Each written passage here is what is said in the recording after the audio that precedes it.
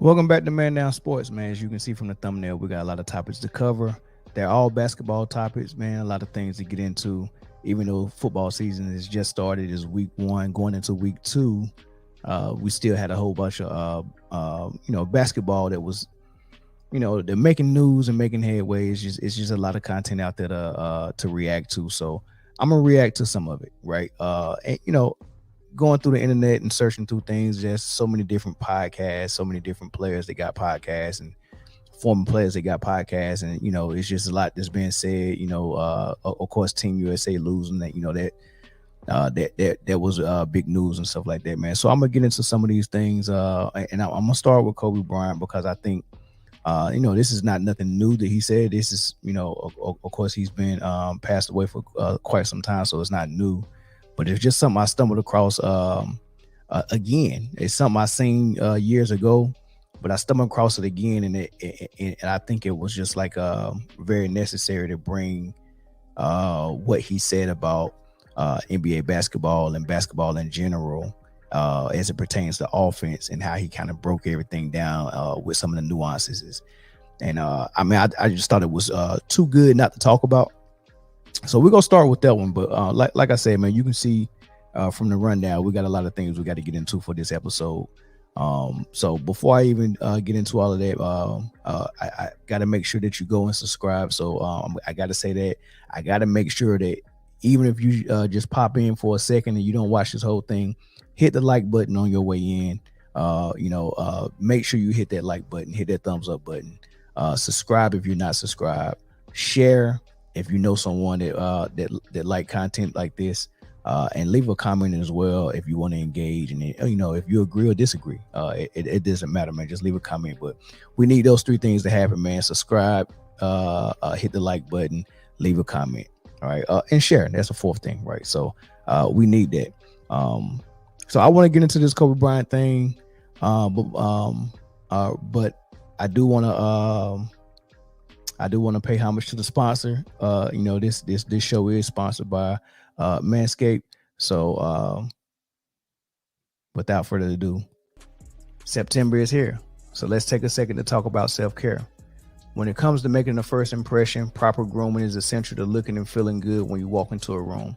That's why the sponsors of today's show, Manscaped, are committed to helping men around the world walk and talk with some swagger this season with the best grooming tools on the market. Join the 9 million men worldwide who trust Manscaped and enjoy this offer of 20% off plus free shipping with the promo code MANDOWN at manscaped.com. Don't neglect your beautiful self and get right this summer with Manscaped. Included in this ultimate grooming bundle is the star of the show, which is the Lawnmower 4.0. With skin-safe technology to minimize nicks and cuts in all your sensitive areas. Once again, Manscaped supports Man Down Sports so much that they're provided an exclusive offer for our listeners. Get 20% off plus the free shipping when you use the promo code MANDOWN at manscaped.com. Feel like yourself again and take charge over your life with Manscaped. Okay, so let's get into what Kobe Bryant said. He was on the Knuckleheads podcast with Darius Miles and Q Richardson. It's about 4 or 5 years ago. He said something very interesting because there was asked about he was asked about the triangle offense, and he started to describe some of the things, and then he made a comment about how they play offense in today's NBA. And I want to play that for you, and I want to come back and I want to react to it because I think it's very deep what he said and very important. So let me go ahead and play what Kobe Bryant said on the Knuckleheads podcast. The triangle offense, like, this is when I got to the league, I knew y'all play. Like, I felt like if I got traded to the Lakers, I already know the play. Right. Like, it's one play, I got a couple of side out of bounds plays, but y'all run this one play. Like, in today's era, how today's play, how today kids play. Yeah. You think the triangle will work in this? You have the right people to teach it. Yeah. Like because y'all slow the game. You had to play at y'all pace. Yeah. No matter how but the fast, triangle can be sped up too, right? So it conforms to the talent that you have. My 13-year-old daughter's team runs the triangle, right? But it's like the thing about the triangle offense, which makes it so deadly, is that it gives you a structure. And within that structure, you have complete freedom. And so even though defensively, you know what it is, the sequence that we're executing, we have counters to it. Counter to everything. And we all know them. It's hard to beat that. Yeah. right? Because Phil can start out and say we want to run center opposite. That's the sequence we want to start with. But now if you deny the wing on that center opposite, that plays off. Now we have counters that come around that. I used to hate when Robert Orr used to come up to the box, free throw line, grab the ball, and you back cut. Yeah, I used to be looking for that back cut every time. Yeah, that's the backdoor step, right? So but that helped me game plan. Yeah. So these players now play accidental basketball. It drives me and Phil crazy because it's all penetrating pitch. You may make the shot, you may not. You have no idea who's going to be open or whatever. It's accidental basketball. We play basketball with purpose. If I got the ball, if Derek Fisher's on the wing, I'm at the top. I know by scouting reports that you guys like to deny the top. Yeah. All right, cool. Deny the top. I'll move up a little bit more, drag you out. Here comes Ori stepping in the hole. Catch it. Here I go back door. There's the drop. Off I go. Yeah. Right. So it's playing those sequences and understanding what the defense is going to do against it that made them dangerous. That's why Chicago was so dangerous because they knew how Utah was going to play these actions. And then they all 5 of them took advantage of it. And they always keep you with spacing. Always. Like all the time. You don't never lap over each other. No, always. They were really big on, having 10 to 15 foot spacing. Always. Man. I mean, I really don't need to add anything onto that, but I do it anyway, right? So many things he said. I'm gonna start with something he said toward the end, where he said that now what they're playing is accidental basketball. He said it's accidental. It's not with purpose, right? It's not with the mindset of we know what they want to do on defense. We're going to attack them in this way, and this is what we're going to do. What he said was accidental basketball is you're going to spread the floor. It's 5 men on the court on offense, right? You got your best player with the ball at the top of the key. Everyone else is standing at the three-point line. You might have one person on the corner. You might occupy both corners, right? On both sides of the court, you got the corners occupied, right? And then you might have one person on the arc. And then you got the other person setting the screen for the person with the ball in the middle. But essentially everyone is around the 3-point line, behind the 3-point line, except the screen setter. He might be roaming or coming from a certain area in the paint, possibly, right? But he said it's accidental because off that action, once you get that screen, right, now that person with the ball got a couple of options, depending on if the screener rolls or pops, depending on what it's almost like read option in football. Depending on what the defender does, I might decide to go all the way to the hole and get the layup, or if they switch it, maybe, or they try to hedge it, maybe the screen and roll or the pick and pop might work, and I dish it to the screener for him to get his shot off, right? All right, so those are options number 1 and 2, and then option 3 is if I do get to the cup and I have to have help come from the other side off one of the 3-point shooters, then I can dish it out to the shooter, and that's pretty much the entire offense. Best player with the ball at the top of the key, screen for him, and he's either going to try to get to the rim for the shot, or if the help comes, he's going to dish out to a 3-point shooter, and that's the offense, right? And he said that's accidental basketball. He was like, because you don't even know if they're going to double. What if they don't do? You get what I'm saying? Just like so much stuff to go to that. And he's talking about how much easier it is to guard. And he kind of broke it down a little bit more on another interview with Rachel Nichols, and he was with T-Mac, and they was talking about James Harden. I'll play that in a second. But so you got the accidental basketball piece. Then you got how he's talking about how that differs for what the triangle offense is, when he said the triangle offense had structure, but at the same time it had freedom, right? And what he mean by that is, it's structure because it's certain areas on the court where you're supposed to be in a triangle offense, because you're supposed to form that triangle either on the strong side or the weak side of the basketball court. And there's so many different ways you can form that triangle, so many different variations, and it's predicated on you having at least 10 to 15 feet of space in every spot, which is great. However, that's the structure, but the freedom comes in at it because you have so many different things you can do out of those sets, and it's based on how they're reading the defense and what the defense is doing, right? So like he mentioned, when Robert Horry came to the elbow line extended or the free throw line to get that high post to start their triangle offense, right? Rodman used to do it a lot as well. And there's a lot of things once the ball handler comes to half court and throw that ball to Rodman or Horace or Kukoc or Robert Horry right there at the free throw line. Then they got the option of a dribble, not a dribble handoff, but just a normal handoff, right up there. Or the person that's on the wing, once they get that at the free throw line, can come and get the handoff, or he can go back door. It's so many different. It's just so many different actions, like you said, so many different counters and all that stuff, and that's beautiful offense, and that's hard to guard.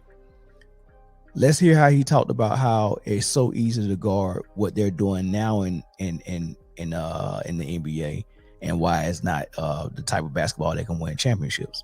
This is him talking about James Harden. James Harden, of course, crazy streak this season. What do you think of what he's doing right now? Well, I think I'm not a fan of in terms of winning championships. I don't think that style is ever going to win championships. But at the same time, you have to keep your team's head above water to win games. So you have to do what you have to do to win games. And he's doing that, right? Now, I think... So are you saying you don't think James Harden and the Rockets, as constructed, can win a title? Not with this style of play, it won't win, right? With one player dominating the ball. Now when you have Chris Paul come back and you have more movement to the offense, where you move guys around, where you're harder to find. And Chris Paul's back, but you mean more in the... Yeah, because listen, if you take one player, you put him at the top of the key, or you put him on the wing, and you're running screen rolls, you're always in front of the defense. Mm-hmm. The defense can key on that, particularly in the playoffs. And that's easy to defend. Yeah, it's easy to defend. Now, what he's doing is absolutely remarkable, though. And I think it's a testament to how remarkable it is, because people are now trying to minimize what it is that he's doing. I mean, he's doing some phenomenal stuff. And he's absolutely right. It's too easy to guard, especially in the playoffs. And that's why James Harden's struggling in the playoffs a lot. And you're going to see people that play that style of basketball struggle as well. Except, they might have some success, every now and then if they get on a roll at the right time. Kind of like what Luka did when he got on the roll at the right time and he was able to beat Phoenix when the Mavs shouldn't have beat Phoenix. That was just a perfect storm. But notice how it can't be duplicated as easily, or you can't repeat or build on that and actually get better the next year. I mean, they actually regress, right? They didn't even make the playoffs this year. So who are the players that currently play that style? Well, I want to say that LeBron James may have started that style. And I don't want to say he created it, because Michael Jordan played that style before Phil Jackson got there and implemented the triangle offense. When Michael Jordan was there with who's the coach? Doug Collins. Doug Collins basically let him do whatever he wants. I think Doug Collins was too much of a fan of Michael Jordan, and he didn't coach him. And it's a good thing Phil did show up, because Michael Jordan was going to destroy the record books, but he probably would. I mean, if Phil wouldn't have showed up, Mike probably would have ended up maybe with 2 or 3 rings, and that's about it, right? He probably would have had basically the same type of career that LeBron had without the team hopping, or maybe a similar career to Kobe, where he was finally able to get his Scottie Pippen or his sidekick, just like Paul Gasol came to LA. And he was able to get 2 rings. But I mean, look at what it took for Kobe to even do it. It took for Phil Jackson to come back and say, "Hey, look, man, I'm gonna put more structure in your life again." So Phil was a necessary evil for someone even as great as Michael Jordan or Kobe Bryant, right? So I mean, we there's no denying that Phil was very essential. But more essential was Kobe and Mike to Phil, because without Kobe and Mike, Phil probably don't have any rings either. So it's just crazy to really think about. But let me get back on track. So Mike was playing that style, where he was the ball handler, he was the point guard, and he was also the primary scorer and all that stuff, man. And that's just a hard way to try to win. Very hard, man. You easily key in on They know you're predictable. They know it's going to be you. I'm always looking at you coming down court trying to score, and you're never getting behind the defense, doing things like, cutting, and getting some back doors, or maybe you posted up while somebody else got the ball at the top of key. You got to do so many different things. That's part of basketball. Like you got to come off some screens and catch and shoot. You got to post in the low post. You got to post in the mid post. You got to post in the high post. You got to hit the fast break. Sometimes you need to have the ball in your hand to handle it and make a play. Sometimes you need to be sitting off in the corner to spread the floor for somebody else who's trying to make a play. And you should be able to be a threat in a catch and shoot situation like that as well. You should be cutting. You should be running an offense where you got the option to back door or do things like that. You like all of that has to be part of your offense.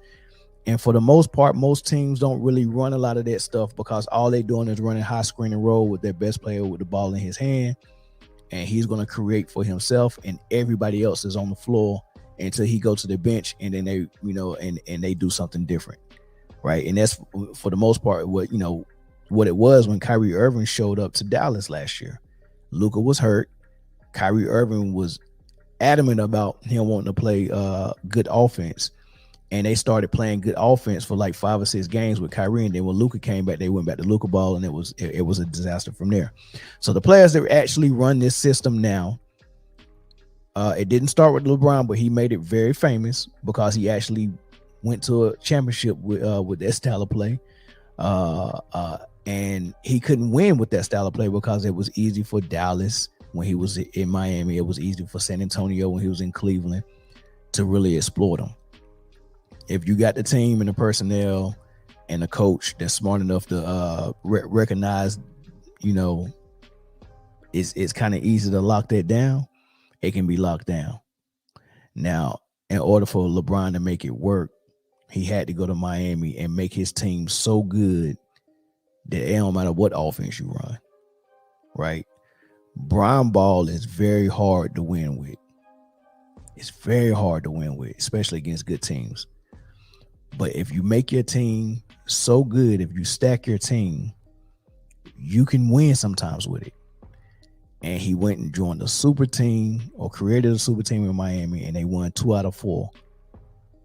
If they was running a more sophisticated offense, and Eric Spoelstra and Pat Riley, they didn't let them go full-fledged 100% Bron ball.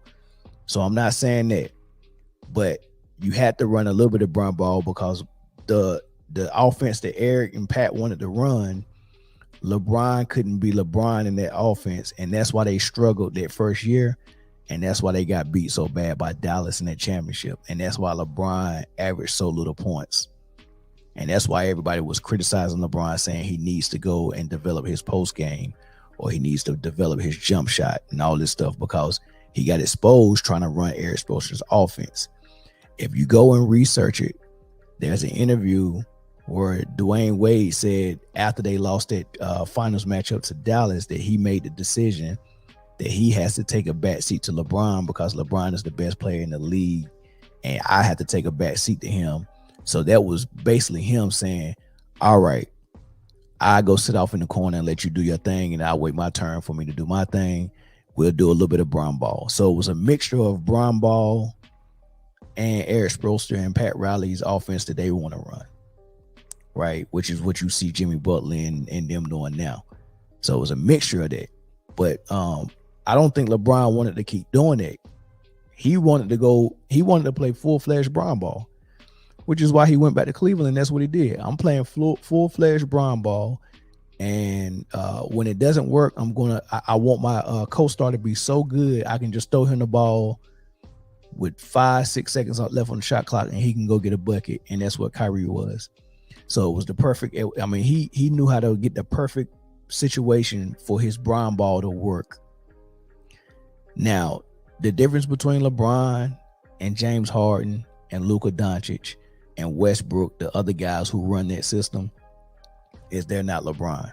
LeBron is 10 times better than all them dudes. LeBron also played defense back in the day.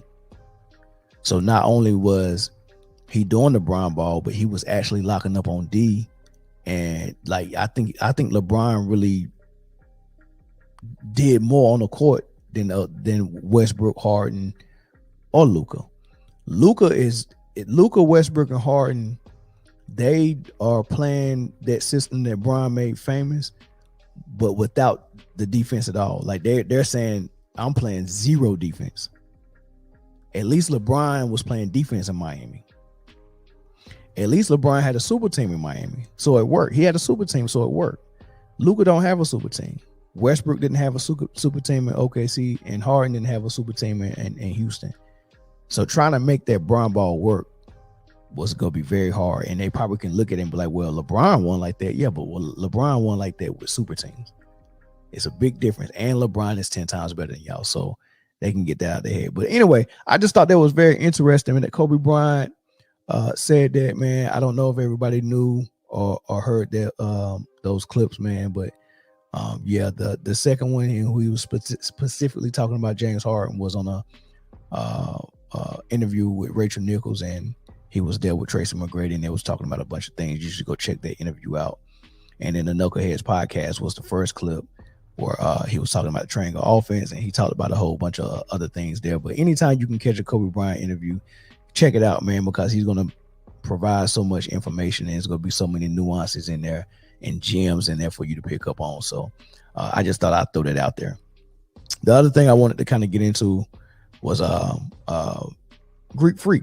Giannis went on the podcast, and I'm gonna forget this podcast. I think it was called 48 or the 48 hours or something like that podcast. I think it's some local guys in Milwaukee in that, so it was good for Greek Freak to go and give some guys some love like that on YouTube to help their podcast out, man. Just some local guys in Milwaukee that started a podcast, and he jumped on their podcast, man. I thought that was dope. But he said some things, and I kind of want to talk about it. I want to talk about what he said. He basically, well, they asked him a question about Hakeem, and you know what? I'll play what they said, because there was some things in there that was kind of outrageous. I really want to talk about him saying that he's going to go work with Hakeem this summer. I got some things to say about that, but there was some other things that were said in this clip that I think I want to address as well. So without further ado, here's Greek Freak speaking on the podcast about Hakeem Olajuwon. Fans like to talk about the next Jordan or the next Kobe, but they never talk about the next Hakeem Olajuwon. In my opinion, that would be you. You're the closest anyone has ever been to having an all-around game like Hakeem. You're both of Nigerian heritage. You both wear number 34. You both have this elegance, and your games are similar. And I don't think that can be denied. True or false? Are you kind of that guy? That's a great compliment to be even in the same sentence as Hakeem Olajuwon. Probably one of the best international player to ever play this game, and for sure the best African player to ever play this game. I love this game. I always try to study his game. I love that he did it the right way. He stayed with his teammate and won 2 championship back to back. I think 94, 95. If I'm not mistaken. And he kind of carried himself the right way. He wasn't about the things off the court. He was only about basketball and his family, which I see a lot of similarities in me and him. Now, saying that our games are alike, I'm not the one, to say that. I hope you guys and the fans and the people, the historians of the game, are able to kind of compare and see if there's any similarities in our game. But that's a great compliment.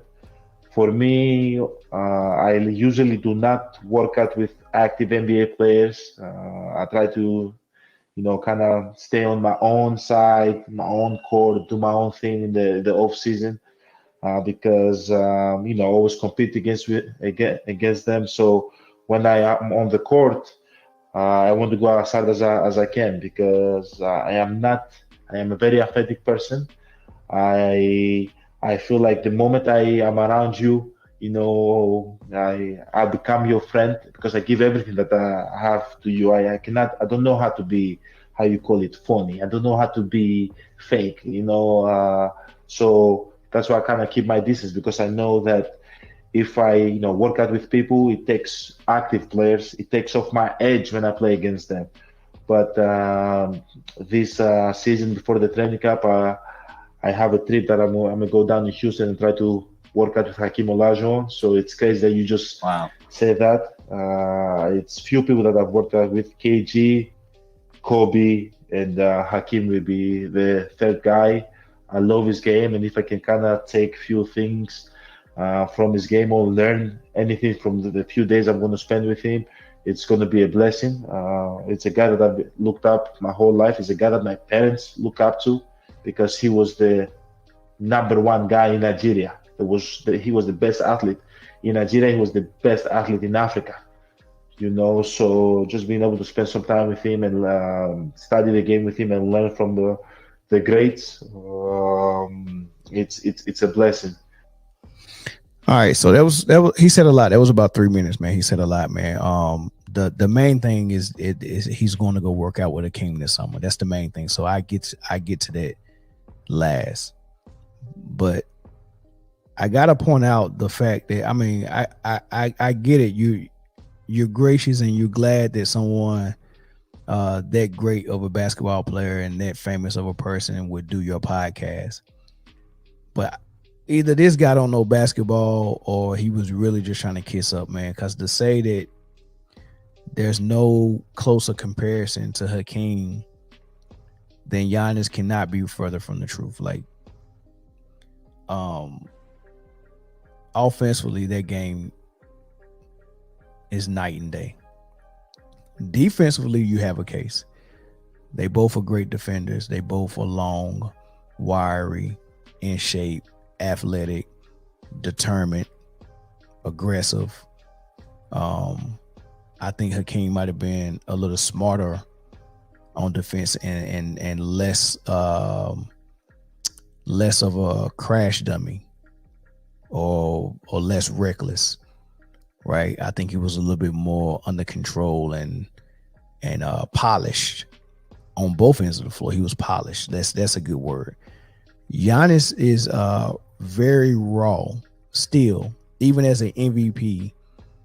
His game and skill set is very raw on offense, and what raw means is not quite done, not finished, right? It's raw meat. It's not cooked. It's not done. It's not complete. That's what Hakeem was. He was complete offensively. For his position, he was complete.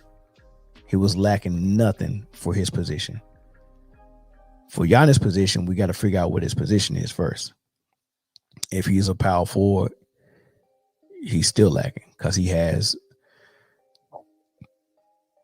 2, maybe 3 post moves that he can go to with no problem, right? That doesn't look like you ever seen a person that's learning how to dance for the first time and he's counting his steps 1 2 1 2 3 1 2, like he got to count them to do it. And then you see somebody that's just like a natural dancer that just flow with it, and the music just that's the difference between being very raw and very unpolished versus being very complete, finished, and polished, right?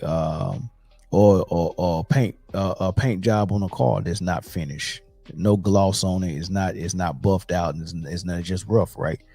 Rough around the edges. That's what Giannis is. That's his game. His post moves, he's still counting his dance steps. You can tell. His jump shot, he's still counting his dance steps, right? Like he can't just flow into a nice pull-up jump shot. It's got to be, okay, I brought the ball up court. You fear me running full speed at the rim, so you back off me 6 feet.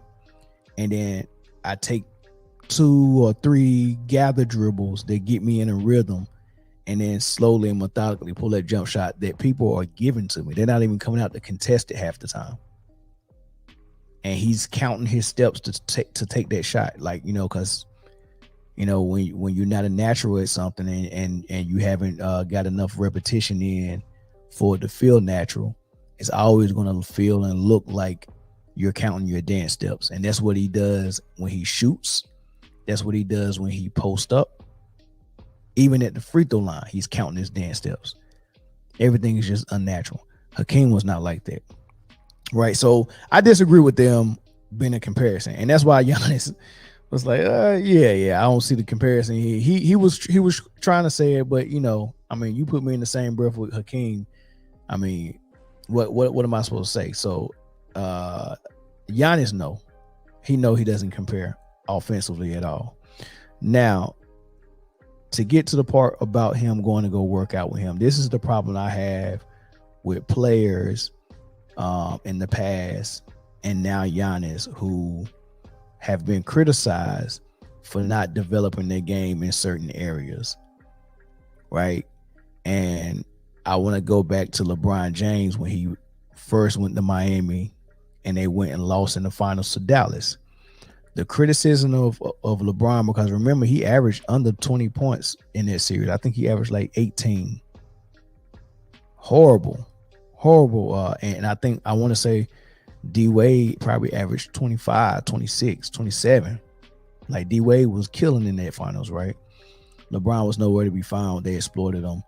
They made him shoot jump shots. He couldn't do it right. And the criticism all summer for LeBron was, you have to find another way to score.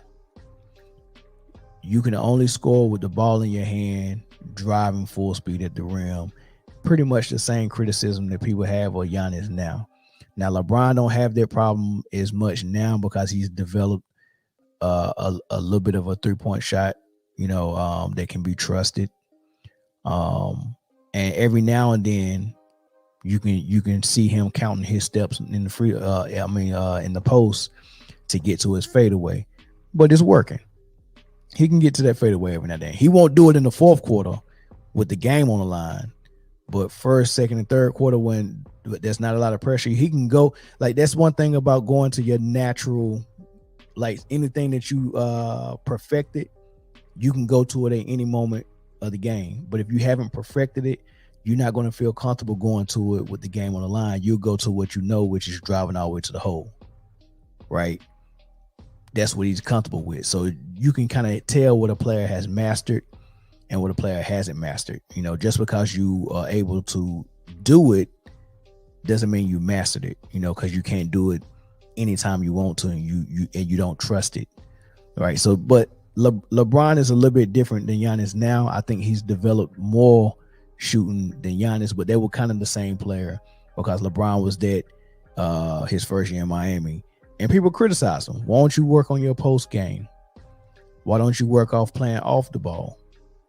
Like, develop a jump shot, develop a post game. You have to do one or the other or both if you want to win. You can go look it up. You can Google it. That was the criticism by most of the media. So what LeBron did is, because he's the master manipulator and he knows how to work the media and he knows how to work narratives. He's been planting little booby traps for his own narrative, pretty much his whole career. He'll give the media the narrative that he wants to get spent out there, or he'll have Rich Paul put it out there. So he knows that. So what I don't like about when they use Hakeem is because, LeBron was like, I hear y'all talking about me and saying I need to work on my post game. I'm calling Hakeem. And he did. But this is the part I don't like about this when the players do this. They only work with Hakeem 1 or 2 days. They do 1 or 2 sessions with Hakeem, and then that's it. Like, you got this whole summer. You work with Hakeem for 1 day, put it on YouTube so everybody can see it. Now the media is talking about, oh, LeBron's working on his game. He's working with Hakeem, and that start changing people's perception. So instead of you actually really going to go get a real post game, you go work with the best post player that we know other than Tim Duncan. And you only do it for 1 or 2 days, which is not going to really change much. And then you come back to the league and you start doing the same exact thing, running like a crash dummy, full speed ahead at the rim, jumping at the daggone rim, throwing the ball up, trying to dunk a layup. That's pretty much what you're gonna do. You didn't develop no post game. LeBron didn't really develop a post game. Dwight, same thing. He went and worked with Hakeem for one session. JaVale McGee worked with Hakeem in one session. Kobe went and worked with Hakeem, but this is the difference between Kobe. Kobe has more than one player that'll vouch for him and say, whenever you see Kobe, he's going to be working on something. And if you got something that you're good at, he's going to ask you about that. It doesn't matter who you are. Right. And I'm going to name a couple of players. Kobe Bryant in high school, Sham God, just did an interview on the Knuckleheads podcast and said that Kobe's dad came to him and said, you got a nice handle, because Sham God was known for having that New York handle. And he was like, why don't you work with my son Kobe? I want to say they was on the same AAU team, maybe. He said, can you show Kobe how to do X, Y, and Z? So Sham God was showing Kobe how to dribble. By the time Kobe got to the league, he had a handle almost as good as Iverson. Right? So Sham God was teaching him that. And he said that before Kobe passed, he had started working with his daughter. He called Sham God back and trusted him. Was like, hey man, come work with Gianna. He was working with his daughter. So this was in high school, somebody vouching for him. Kobe would grab you and say, I like what it is you're doing. Can you show me that? It don't matter if he's already good at that. He's going to ask. Then you get to the pros. Gary Payton said that when he was a teammate with Kobe in LA, Kobe said, hey man, can you show me X, Y, and Z on defense? Kobe was already a good defender, but Glove is known for being a defender and got defensive player of the years. So he went to the Glove and was like, can you show me X, Y, and Z? That's what Glove said. Right? One more person. Michael Jordan at the All-Star game. You see this on camera. Michael Jordan, he's in the middle of an All-Star game. And he's asking Jordan, how do you know what to do in the post? Hey, tell me about this post stuff. How do you know? And Michael Jordan was like, you got to feel the leg. When you feel the leg, you know which way they're leaning. You can go to like this dude was a sponge for knowledge.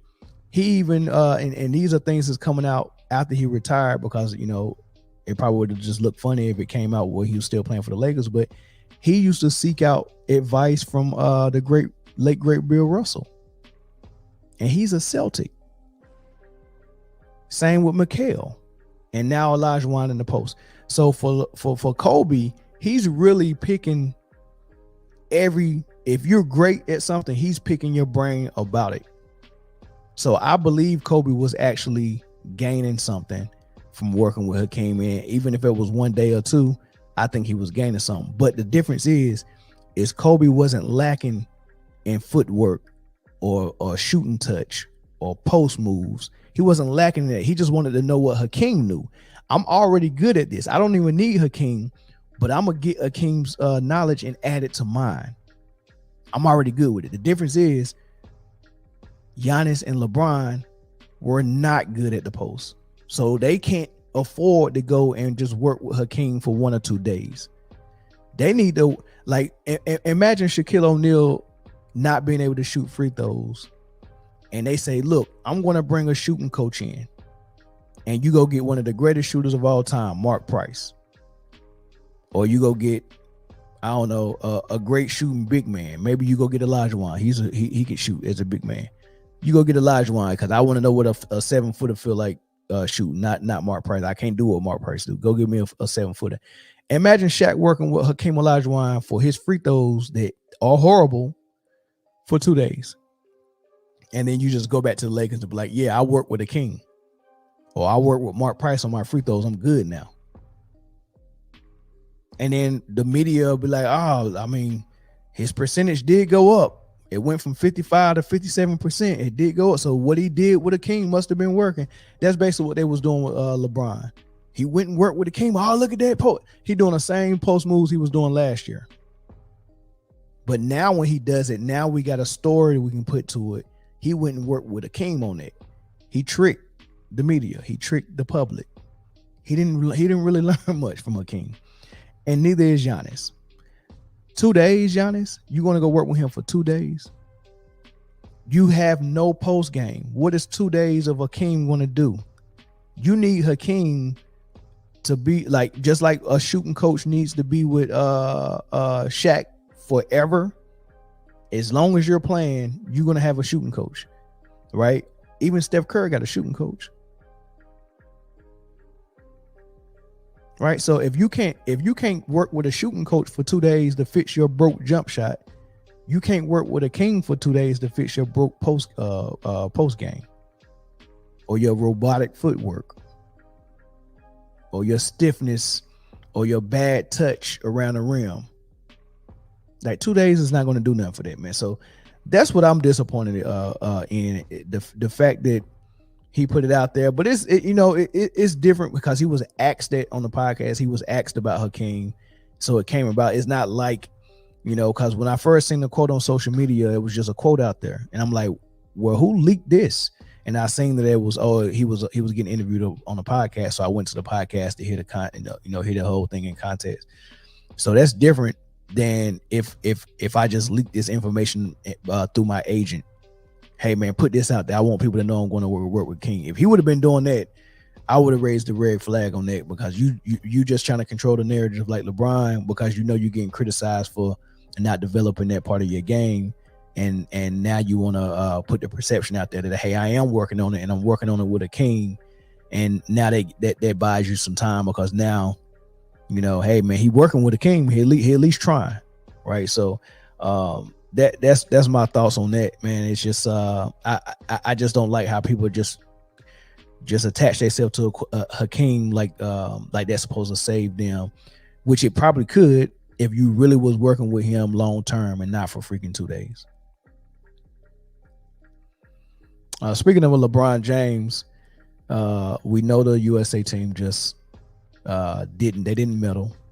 Right, I think they could have got the bronze, but they lost to Canada.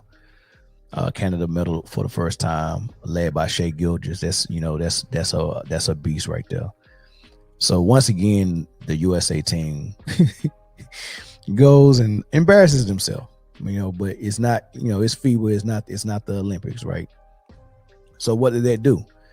That prompted LeBron James to put out there and say, 2024. I'm going to the Olympics. I'm going to go play, and I'm recruiting all my guys with me, right? So I'm looking at CBS Sports online, and there's an article there. They came out on the 11th, and it says LeBron James. The headline says LeBron James wants to play in 2024 Olympics and is already recruiting other stars for Team USA, per reports, right? This is interesting to me because LeBron has the nickname of LeBron's, and he's got that nickname because he's under his watch, under his helm, he's went out there against the world and failed twice and came back with bronze under his watch. And it was so bad and embarrassing that Kobe Bryant said, and this was his quote, "I'm just tired of y'all losing. I'm tired of seeing y'all lose." So Kobe Bryant shows up. Coach K shows up. And Coach K's own mouth, Kobe Bryant was the alpha. Kobe Bryant was the world's best player. That's what Coach K said. Right? So you got Kobe there, and Kobe comes there and he restores things, and we get to the gold. And if you ever seen that Dream Team documentary, or not even the Dream Team, but the USA Team documentary, when they talk about how Kobe Bryant would already be in the gym 4 a.m. before they can even think about getting up and getting in the gym. Kobe was already there, drenched in sweat.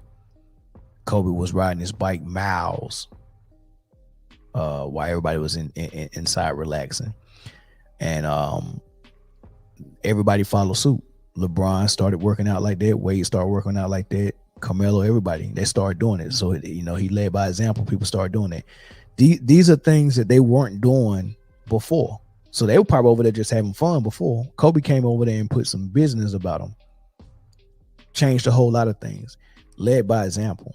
And I think that helped LeBron in a lot of ways, because now I think he could be the mentor that comes and does what Kobe did to them. But maybe he can't. Or I say this. I think he can, because I think he's so much experienced now, and I think he is the top dog now. Like, he's the alpha in the NBA. What he says goes. Used to be Kobe.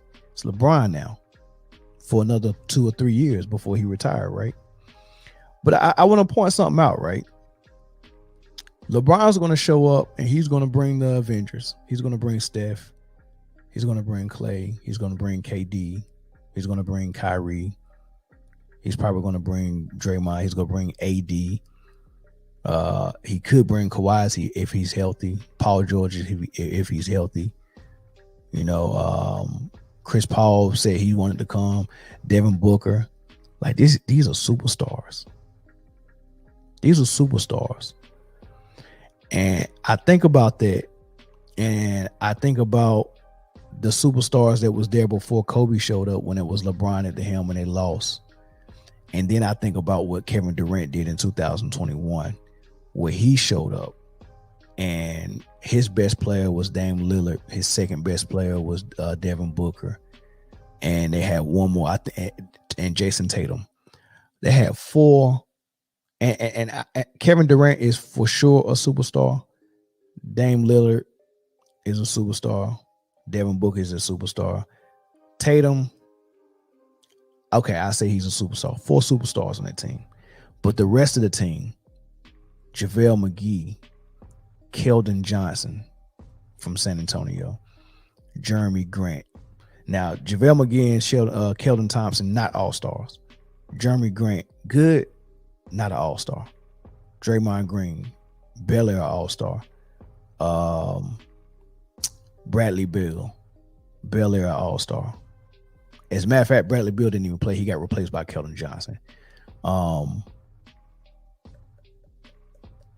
can't name all of them, but I promise you there was only 4 superstars and a bunch of role players. And they went over there and they lost one early. And everybody started complaining. And Kevin Durant turned that team around. Because remember, that was the first healthy year for Kevin Durant. You know, he sat out for the Achilles after he left Golden State. Went to Brooklyn, sat that first year out in Brooklyn. The second year he played. That's the year they got put out by the Bucks when Kyrie and Harden both got hurt. And that was his first year playing after the Achilles. And then he went straight to the Olympics after that. And that team just wasn't ready. And he came out there and ended up leaving with the gold.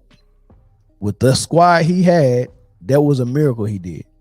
And I'm thinking about LeBron out there with that dream team he had, and he comes away with bronze. But they was young. I get it. They was young. They was young back then. They was, you know, they wasn't as mature as Kobe Bryant or somebody like that, right? So I get it. They probably was young. But it was a dream team. And then on top of the fact that every time they had the Olympics, the best player on the floor was Carmelo Anthony. Carmelo Anthony is one of the best players. He goes out there with those Olympic rules and dominates every single time, man. It's just very interesting, man. But you know, that's all I want really to say is to say it's just the whole thing is just interesting how all that stuff go. I mean, and we forget that. We forget what Kevin Durant did with what team he had. We forget what LeBron did with what team he had. And we forget what it took for, you know, Kobe showing up with Coach K for them to turn that thing around, man. And so all of that is interesting. And I say all that to say this. LeBron better not go over there with this Avenger team and not be able to bring it home, because I seen Kevin Durant do it 3 years ago with a skeleton crew. They better win gold and they better win big. Because if not, man, oh man, I'm gonna talk some trash. Dominque Wilkins was on DJ Vlad, and DJ Vlad, you know he's messy. So DJ Vlad wanted to ask a lot of Scottie Pippen, Michael Jordan questions, and some interesting things that were said by Dominque Wilkins. Man, he asked about Because he said John Sally always talks about how skilled Pippen is and how Scottie Pippen might be more skilled than Mike, and he was the most skilled player he ever played with, and all that stuff. And Dominque Wilkins weighed in, and I want you to hear what he said.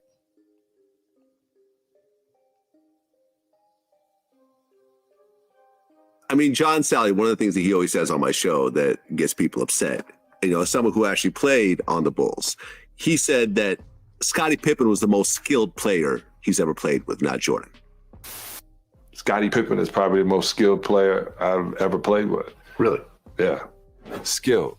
He plays point guard, shooting guard, small forward, big forward, and center. He can guard anybody on the court. Dennis Rodman.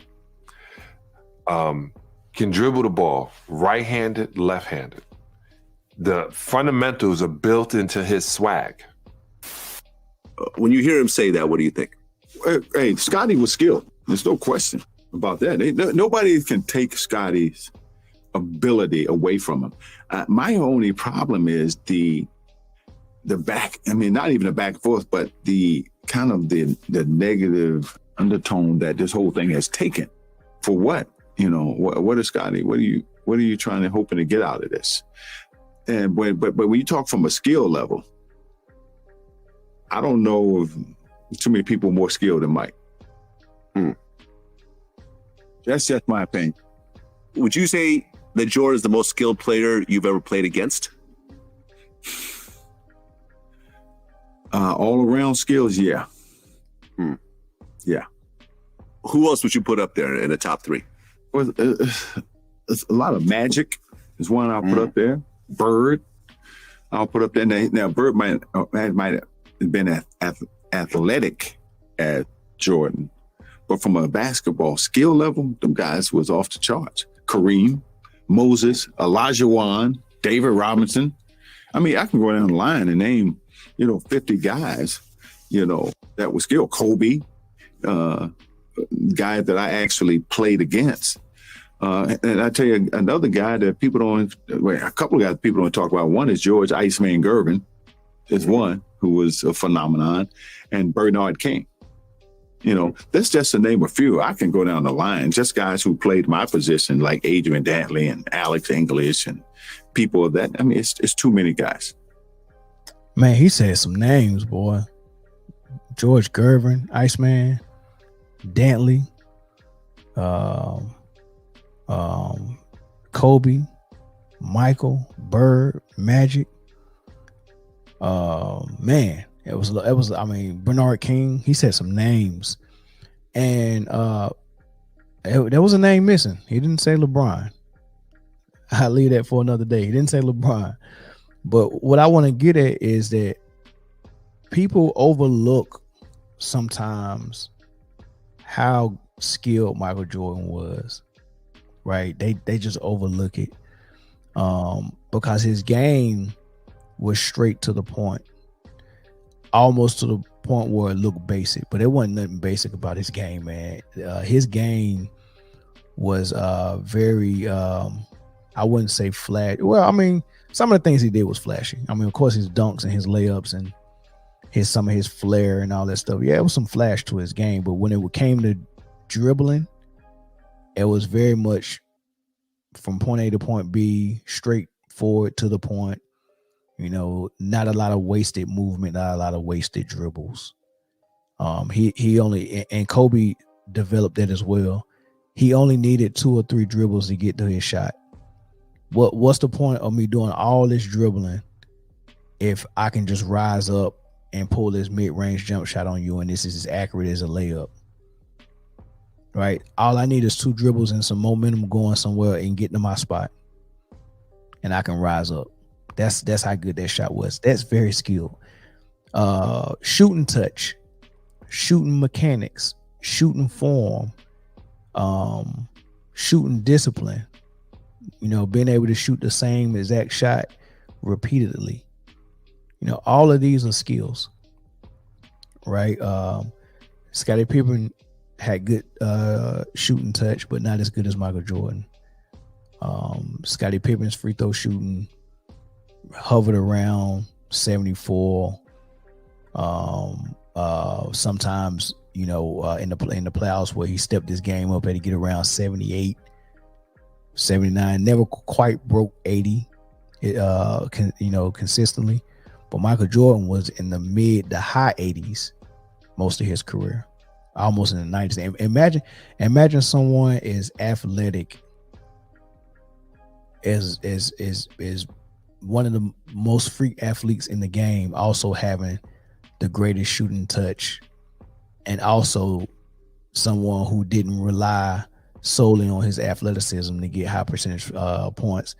He also just shot the ball a lot of post ups, a lot of fadeaways, a lot of catch and shoots off of pin downs or off of curls and stuff like that. Very skilled, man. Very skilled with the ball, and a lot of people overlook that. So when John Sally always say Pippen is that skilled and he's more skilled than Michael Jordan, I take that as a statement where he's really trying to big up Pippen, and it unfortunately is going to be at the expense of someone. I have to say he's more. I have to make a statement. I just can't say, man, Pippen was real skilled. It don't hit the same way. But if I say I played for the Bulls, Pippen was the most skilled person I ever played with, even more skilled than Jordan. That's the ultimate compliment. And Jordan loses nothing from it. Jordan, you can take that hit. I can say Pippen is more skilled than you. You're not gonna lose nothing by that. Pippen got everything to gain by me making that statement. So I understand why people make that statement, but I think just like Dominque Wilkins said, I think it's kind of foolish because Michael Jordan was one of the most skilled players that ever stepped foot on the basketball court. Scottie Pippen is as well. But I think Michael Jordan. I think Michael Jordan's got him as far as skill set, and so does Kobe Bryant. And the last thing I wanted to touch on was Spencer Dinwiddie, man. Very interesting comments he made on Taylor Rook's podcast that was talking, and I think they was talking about ring chasing, and they brought up Dame Lillard's name and stuff like that, and he had he had one of the best takes I've heard, and he communicated it so clearly and so well. I mean, it's just one of the best things I heard when it comes to ring chasing and what it means and what legacy means, and who should even be thinking about legacy. Should every basketball player be legacy minded, right? And this is what he said with it. You're not top 5, and I mean like all time. 2 years, 3 years after you're done, they're gonna forget about you, bro. Like, let's be real about who we're still talking about. If you didn't change culture like AI or Steph Curry with the threes, or you're not literally Kobe, Mike, Bron, or do we talk about Penny Hardaway? Do we talk about T-Mac? Do we talk about Brandon Roy for real, other than injuries? Like, and these are monsters. Like, we're talking about, these are dudes some of the greats.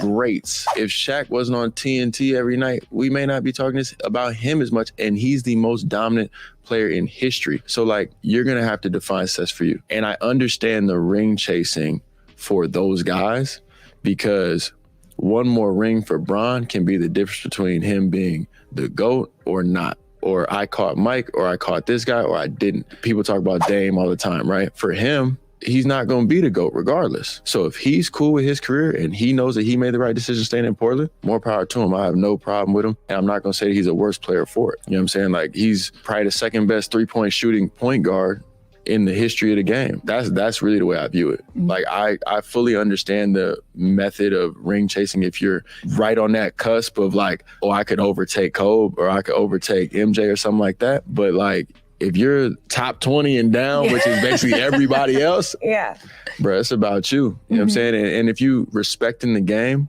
then I have no problem with it. Man, those are bars.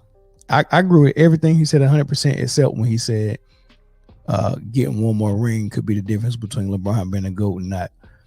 That ship has sailed for LeBron being a GOAT. It don't matter what he does. I mean, because anything he adds to his resume is just really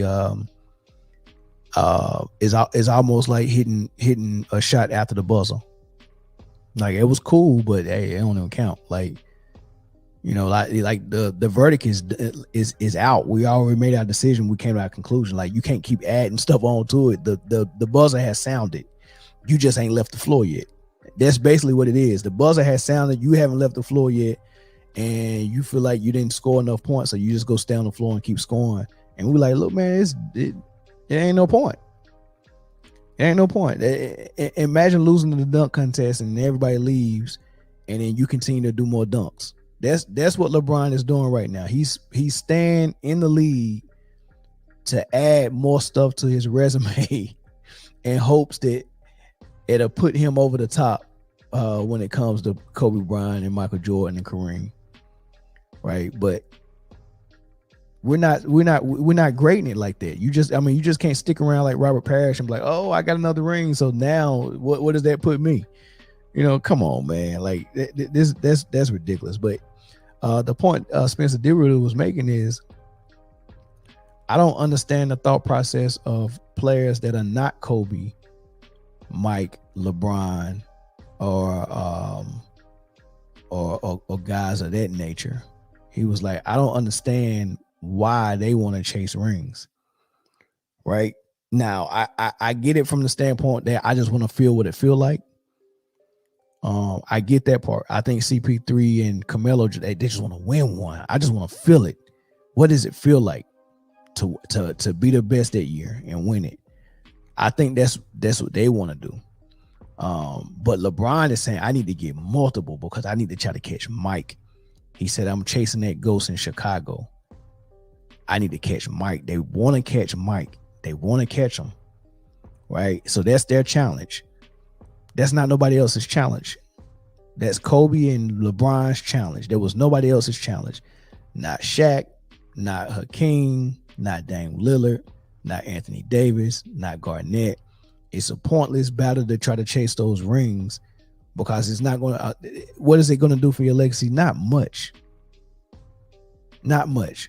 It does something for Kobe and LeBron's because they're in a debate that's ongoing, and the guy who's leading that debate got 6 rings. So if you even want to get even in any points in that debate, you better get 6. At least get 6. Get 6 and we'll have a conversation. That's not how I think. That's how some of the people in the media think, right? Because how they think is, give me the resume, right? If I could put your resume on paper, give me your resume, and they're gonna look at this paper and everything that's on this paper and decide who the better player is, right? That's called judging it by the paper resume, right? Or like in boxing, when they call some of the people paper champions, right? Your own paper, you the champion, yeah, but you're not the best fighter, right? So on paper, yeah, you 36-0, but you avoided all the people that could possibly beat you, right? On paper, you 36-0, but you ain't fought me. I'm the best fighter in the world. You ain't fought me, right? That's a paper champion. In basketball, you can be a paper champion as well. You can be the guy on paper. Oh man, I look at this. Oh man, this looks great. But if I actually go and watch you play, you're not better than a couple of guys that's in the discussion. And specifically, I'm talking about LeBron. He's not better than Kobe. He's not better than Mike. You can debate him and Kareem at 3. I wouldn't. I got Kareem at 3. I got Kobe at 2. I got Mike at 1. And at number 4 is where the debate starts for me. And you can start that debate with Wilt, LeBron, Bird, Magic, Bill Russell, Oscar, Hakeem, Duncan. You can start that conversation and debate at number 4. But 3 is rock solid. Why? Because no players in the history of the game mastered and made their game as complete as Kobe and Michael on both ends of the floor. Plus, their resume is great. Hakeem also unstoppable force as a big, and his resume is spotless. His resume is amazing. I think LeBron is a better player than Kareem, but Kareem's resume blows LeBron out of the water. So you got to kind of add it in there. And for me, in order for LeBron to even get past Kobe, he would have had to become a better player than Kobe, which I don't think he did. You're gonna leave the league when you retire as a poor free throw shooter. Like you never got, like I can just point that one thing out. There's several other holes in this game and flaws, but I can just point that one thing out. You can't even shoot free throws yet. You can't be better than Kobe. If I can keep pointing out things that you can't do, things that you haven't mastered, because Kobe mastered everything on both ends of the floor, right? So, I think Spencer did what it was spot on. There's no need for people like Dame Lillard and Russ and all these people to chase these rings, because it's not going to do nothing from them. You just seen what Dwight Howard finally got his ring with the Lakers, and what did they do for him? Not a daggone thing. What did that ring do for AD? Not a daggone thing. Nada. Only thing they did for AD was they ESPN ranked him as the number 2 player in the world on their top 100 list the following season after they won it. And he ain't even in the top 10 on ESPN no more. So what can you use that ring to get you back up there? No. Does that ring make you better than Garnett? No. Does it make you better than Dirk? Nope. Does it make you better than Karl Malone? Nope. Does it make you better than Barkley? Nope. It don't even make you better. You're not even better than Chris Webber. So the ring doesn't do anything. It's just, rings is just two things. It's something that goes to, like Dinwiddie said, the top 10 players ever, and the guys is in the GOAT debate, right? The rings do something for them.